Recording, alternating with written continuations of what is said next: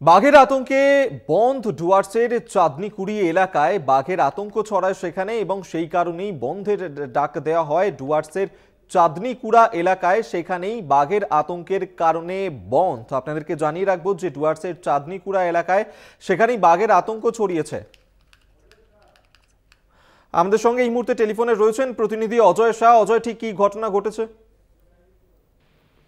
আতঙ্কে বন্ধ রয়েছে ডুয়ার্সের ফালাকাটা ব্লকের ধনিরামপুর গ্রাম পঞ্চায়েতের চাঁদনীকুড়া এলাকা। যেটা আমরা জানি, গত 2 দিন আগে এই এলাকায় কিন্তু একজন কৃষক খেতে কাজ করছিল। উক্ত সময় একটি চিতাবাঘ খেতে এসে বসেছিল। সেই সময় সেই কৃষকের উপরে আক্রমণ চালায়। এই ঘটনায় কৃষক মারাত্মকভাবে জখম হয় আর স্থানীয়দের তরফে তাকে হাসপাতালে নিয়ে যায়। বর্তমানে তিনি চিকিৎসাধীন রয়েছে। কিন্তু এই ঘটনার পর থেকে কিন্তু এখন পর্যন্ত লেপার্ডকে ধরা সম্ভব হয়নি।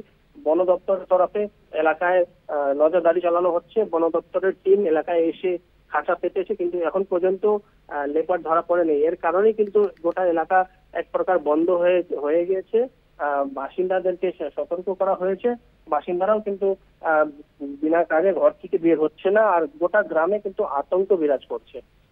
অজয়, আরো একটা বিষয় তোমার কাছে আরেকবার জানতে চাইবো যে এই যে বাঘের আতঙ্ক সেখানে ছড়িয়েছে, যার কারণে মানুষজন তারা ঘরের বাইরে বেরোচ্ছেন না, পড়াশোনা করতে স্কুলেও পাঠানো হচ্ছে না ছাত্রছাত্রীদেরকে।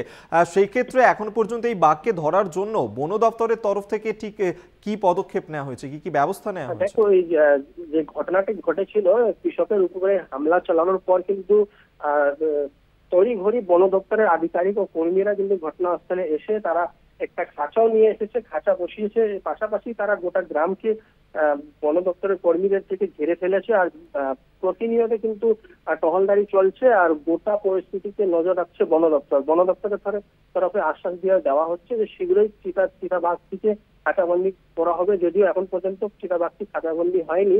বন দপ্তর তৎপরতা সহ কাজ করছে। বেশ, আপাতত ধন্যবাদ তোমায়। অজয় শাহ আমাদের সঙ্গে টেলিফোনে ছিলেন প্রতিনিধি। এবং আপনাদেরকে জানিয়ে রাখবো ইতিমধ্যেই বন দপ্তরের তরফ থেকে কিন্তু খাঁচা পাতা হয়েছে, যদি এখনো পর্যন্ত খাঁচাবন্দি করা সম্ভব হয়নি বাঘটিকে।